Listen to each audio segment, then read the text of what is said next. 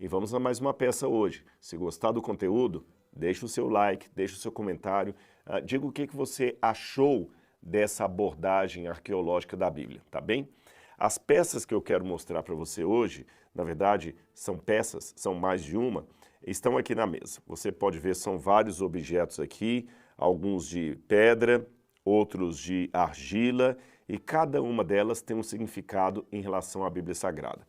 Com exceção dessas duas aqui, todas as demais são originais. Então, o que nós temos aqui? Vamos lá. Em primeiro lugar, eu vou mostrar na câmera essa pequenininha aqui na minha mão. Eu não sei se dá para vocês distinguirem o que é. É um besouro, percebem? É lógico que não é um besouro de verdade, é um besouro de pedra. Tá vendo as asinhas dele? Parece até uma joaninha, mas na verdade é um besouro. Ou escaravelho, como é o nome mais técnico. Também aqui eu tenho um outro besouro feito de fiança. Fiança é uma louça egípcia antiga. Esse aqui até tem uns buraquinhos aqui na ponta, que você está vendo, olha, tá certo? Porque ele era colocado como um colar no pescoço de alguém. E embaixo desses besouros sempre tem algum tipo de inscrição hieroglífica. Aqui eu tenho um menorzinho que também é original.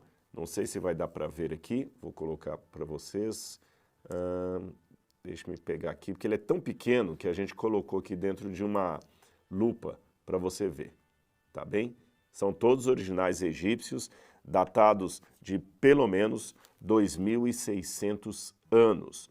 E eu tenho alguns desses besouros grandes também. Aqui são réplicas, mas no Museu do Cairo do Egito nós temos as originais. Veja, são besouros também grandes, como você pode ver. Esse aqui de mármore, tá bem? De mármore. E esse aqui de terracota ou de argila, até tem um rosto humano aqui, mas as asas estão atrás aqui de um besouro. E sempre na base também, inscrições hieroglíficas. Esses besouros são símbolo do deus Khepri. Khepri é uma das formas egípcias do deus do sol. O sol tinha as suas formas de aparição, uma delas era na forma do deus Horus, que é aquele falcão, que é o filho de Osíris. A outra forma era o Ra, que era justamente aquele sol do meio-dia, aquele sol mais forte, o sol na sua inteireza. E a terceira forma era o Khepri, que era a forma desse besouro que mostrava o nascer do sol e o pôr do sol. Então o Khepri marcava o sol enquanto o sol nascente, sol poente, o Ra era o sol na sua força absoluta, o sol do meio-dia, e Horus era o sol divino. Os egípcios sempre adoravam o deus sol.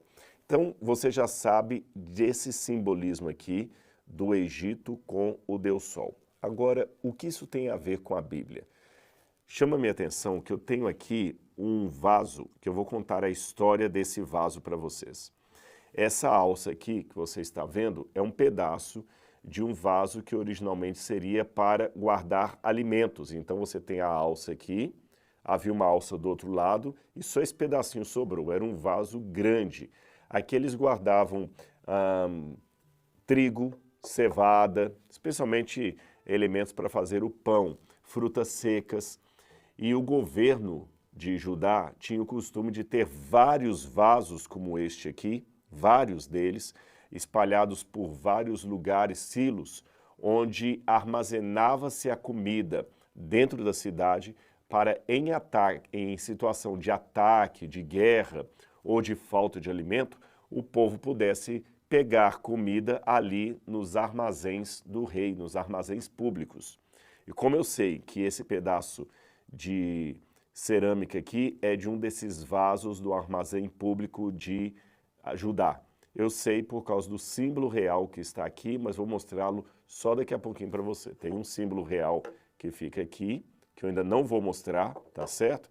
Para você ver qual a relação de tudo isso com os armazéns públicos de Judá, os escaravelhos ou besouros egípcios que estão aqui e a história bíblica. Vou só adiantar para você que, pelo símbolo que está aqui, esse jarro, ou justamente esse jarro que eu tenho aqui, seria da época do rei Ezequias. Então, guarde essa informação. Já dei esse spoiler para vocês. Isso aqui era uma alça de um jarro para estocar comida em armazéns públicos de Judá da época do rei Ezequias. Eu estou falando do 6º século antes de Cristo. Agora vamos lá. Quando a gente vai para o livro de Isaías, ou melhor, corrigindo, 7º século antes de Cristo, quando nós vamos para a época de Isaías aqui, que viveu nesse período, Isaías nos conta de uma ameaça que o rei Ezequias teve vinda da Assíria. Isso aí no 7º século antes de Cristo. Diz assim, Isaías capítulo 36. No 14º ano do reinado de Ezequias, Senaqueribe, rei da Assíria, atacou todas as cidades fortificadas de Judá e se apossou delas. Então de Laquis, o rei da Assíria, mandou seu comandante com um grande exército a Jerusalém, ao rei Ezequias. Quando o comandante parou no aqueduto do açude superior, na estrada que leva ao campo do lavandeiro, o administrador do palácio, Eliaquim, filho de Uquias, o secretário Sebna e o arquivista real Joá, filho de Asaf, foram ao encontro dele. Então o comandante de campo, o comandante assírio, falou: digam ao rei Ezequias, assim diz o grande rei, rei da Assíria, em que você está baseando a sua confiança? Deixe-me parar isso aqui. Você sabe que por uma briga de Judá contra Israel, a Assíria entrou na parada a favor de Judá. Isso foi uma coisa terrível. Uma outra página da história do povo de Israel no Antigo Testamento muito triste, quando o reino dos hebreus foi dividido na parte norte e a parte sul. Judá tinha como capital Jerusalém. O norte, que era Israel, tinha como capital Samaria. E os dois reinos ficavam brigando um com o outro. Cada um falando mal dos pecados do outro, mas na verdade era apenas o sujo falando do mal lavado. E quando o reino do norte quis atacar o sul, trazendo povos pagãos consigo, o que o sul fez para se proteger? Ao invés de buscar entregar-se a Deus e pedir a proteção divina, fizeram aliança política com a Assíria. A Assíria veio, arrasou com o reino do norte em 722 a.C., no 8º século, arrasou com o reino do norte, acabou com as tribos do norte, são as chamadas tribos perdidas de Israel, e ficou apenas Judá. Só que você sabe, se você pedir ajuda a um traficante, ele pode até ajudar você, mas depois ele vai ficar cobrando aquela ajuda com juros e correção monetária. E foi isso que aconteceu. Agora Judá virou um vassalo da Assíria, sempre pagando impostos pesados. E na troca de governos, quando Senaqueribe assume, muitos pensavam que a Assíria ficaria fraca. Então o rei Ezequias ficou diante de uma decisão. Vou continuar fiel à Assíria ou vou me rebelar contra ela? O profeta Isaías chegou para ele e falou o seguinte: não entre em guerra contra a Síria agora. Não é esse o plano de Deus para você. Não sou eu que estou falando Isaías, mas é o Senhor. Assim diz o Senhor. Só que você sabe que o diabo tenta, né? Justamente nesse momento em que o profeta Isaías chegou para o rei Ezequias, que era um homem bom. A Bíblia fala que Ezequias era um homem bom. Só que Isaías falou com ele: confie no Senhor. Ezequias não confiou no Senhor, ele ficou com medo. Ele falou: não, mas eu sei que Deus falou para eu ficar tranquilo, para eu confiar em Deus, mas os assírios vão chegar. Então Ezequias mandou construir um canal d'água em Jerusalém, um açude, que vai até a piscina de Siloé. Quando a gente vai a Jerusalém hoje, geralmente eu levo os grupos para visitar esse lugar. Só que, nesse meio tempo, chegaram representantes da Etiópia e do Egito, especialmente o Egito. A Etiópia foi junto também, mas o Egito era melhor. Representantes de Faraó. E sabe o que eles propuseram? Ó rei Ezequias, ajunte-se ao exército egípcio e nós vamos defender você contra os assírios. O Egito tem carros de guerra, tem arqueiros, tem lanceiros, tem até navios, se você precisar, o Egito vai ter. Tem a força de Faraó. Junte-se a nós. Só que aquela junção política de Ezequias com o faraó representava mais do que um acordo político-militar. Significava adotar a cultura pagã do Egito, trazer para dentro de Judá os deuses, a religião, os usos e costumes, o paganismo do qual o povo judeu deveria estar separado. Então havia muita coisa em jogo ali do ponto de vista da moralidade judaica, da fidelidade a Deus. E agora o rei, que era um bom homem, como eu falei, Ezequias era um bom rei, ele era sincero, ele ficou dividido entre várias vozes. Por um lado, havia a voz de Isaías dizendo: não confie no Egito, confie no Senhor. Por outro lado, havia a ameaça da Assíria, que era potencializada pelo medo do rei e aqueles que diziam assim: rei, toma uma decisão porque os assírios estão chegando, os assírios estão chegando. Por outro lado, havia a tentadora aliança do Egito que falava: olha, se você fizer acordo conosco e nos deixar ser o seu aliado, nós vamos deixar que o exército egípcio proteja Judá. A quem que ele daria ouvidos? A coisa ficou pior quando a Bíblia fala que de Laquis, o rei da Síria enviou seu comandante com a mensagem para Ezequias. Laquis é uma cidade próxima de Jerusalém, era a maior cidade de Judá depois de Jerusalém. Eu já escavei arqueologicamente em Laquis. Eu conheço o sítio arqueológico, já escavei lá. E nós temos lá muitos indícios da destruição dos assírios. Aliás, quando você vai ao Museu Britânico, tem um painel de Senaqueribe, ali do Palácio de Senaqueribe, que foi levado para Londres. E nesse painel você tem, em detalhes, todo o entalhe da destruição da cidade de Laquis. E os assírios eram implacáveis, eles cortavam a cabeça das pessoas, praticavam o empalamento, que é atravessar a pessoa com um pedaço de madeira, um poste pontiagudo, horrível. Também havia, eles esfolavam as pessoas vivas. O que é esfolar? É quando você vai tirando a pele da pessoa, como se fosse uma latinha de sardinha que você vai abrindo.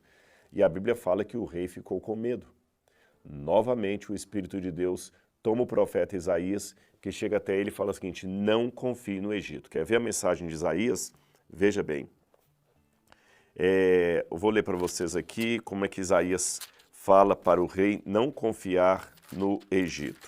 Eu vou ler aqui Isaías capítulo 30, versículo 1 a 6.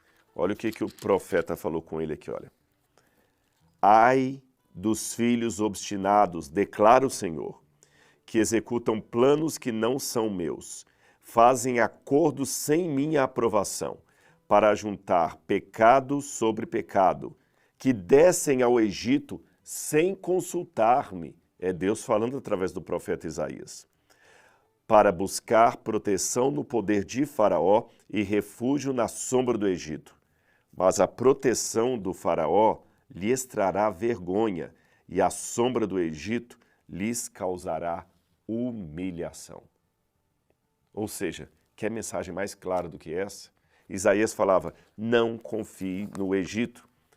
Mas a ameaça estava lá. No livro de 2 Crônicas, capítulo 32, diz mais uma vez como que o rei Ezequias estava se sentindo ameaçado pela vinda da Assíria. E olha que eu repito, ele era um homem bom, ele tinha boas intenções.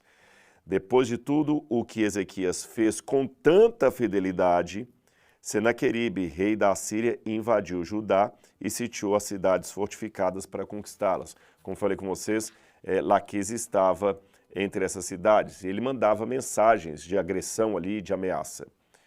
Agora, olha que interessante. O capítulo 33, 2 Crônicas, capítulo 33, versículo 32, versículo 25, diz assim: mas Ezequias tornou-se orgulhoso. O orgulho é a pior coisa que tem. Foi o orgulho que tirou o querubim do céu e foi o orgulho que faz com que muitas pessoas não aceitem o conselho do profeta. Ezequias se tornou orgulhoso e não correspondeu à bondade com que fora tratado. Por isso a ira do Senhor veio sobre ele, sobre Judá e sobre Jerusalém. Só que a Bíblia não conta mais o que aconteceu. Não diz o que aconteceu. A Bíblia congela a história nisso aqui. O rei com medo, Isaías falando confia em Deus, os outros falando da ameaça, Senaqueribe mandando mensagens. A Bíblia não fala o que aconteceu. Mas a arqueologia continua contando a história. Lembra o selo que eu falei para vocês do rei Ezequias? Agora está na hora de eu revelá-lo para vocês. Lembrem que esse vaso aqui fazia parte daqueles recipientes para guardar alimento nos armazéns públicos de Judá por causa do ataque dos assírios. E eu disse que aqui estava a logomarca do governo. Eu vou tentar colocar assim para que a câmera possa pegar bem. Deixe-me só pegar aqui direitinho para você. Aqui você tem na base, vai ser difícil vocês lerem, está um pouco apagado, mas vocês têm uma inscrição aqui em hebraico que se lê Lameler. Lameler. Lameler significa pertencente ao rei. E aqui em cima, na parte que está apagado, deveria estar o nome do rei Ezequias e da cidade de Laquis. Eu sei o que está escrito aqui em cima, mesmo que nessa versão esteja apagado, porque nós temos outros exemplares de selos do rei Ezequias que foram encontrados. Agora, o que mais nos chama atenção, embora o nosso exemplar também está um pouco assim apagado, mas dá para vocês verem, é que aqui tem as asas de um escaravelho, de um besouro com as asas abertas. Veja bem aqui, olha.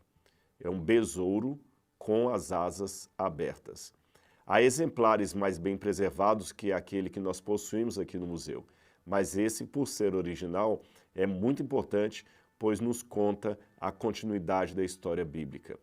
Se o rei Ezequias colocou um escaravelho, um besouro, como a marca do seu reino, então agora eu entendo o que a Bíblia não contou.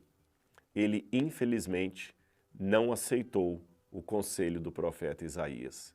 Ele se juntou com o Egito, colocou um símbolo egípcio como a marca do seu governo. Ele aceitou a aliança com o faraó. E foi por esta razão que a Bíblia disse que o que ele fez seria guardado como símbolo de humilhação para Judá. E de fato foi, porque nós temos, a arqueologia encontrou também, um prisma chamado justamente o relatório de Senaqueribe. E nesse prisma de argila está escrito a versão de Senaqueribe sobre o ataque a Judá. Ele não destruiu Jerusalém como Deus disse que ele não destruiria, mas ele humilhou o rei Ezequias. E nesse prisma está escrito assim, quanto a Ezequias, eu o prendi em Jerusalém como se prende um pássaro numa gaiola. E ele não pôde resistir aos meus intentos. Pelo contrário, chegou a oferecer para mim o tesouro da casa do seu próprio Deus. Que vergonha para o rei Ezequias. Um homem fiel, de boas intenções, mas que no momento de medo, fraqueza e orgulho, rejeitou a palavra profética e, em virtude disso, teve o seu nome perpetuado num artefato arqueológico como um símbolo de humilhação. Percebeu como é sério essa questão de atender à palavra profética? Você percebeu como devemos realmente estudar a Bíblia e ver qual é o conselho do Espírito Santo para nós através dos santos profetas? E você? O que você aprende com toda essa história de Ezequias?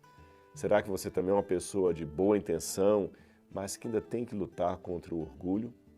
A mensagem bíblica, mais do que informações históricas e arqueológicas, também está chegando ao seu coração?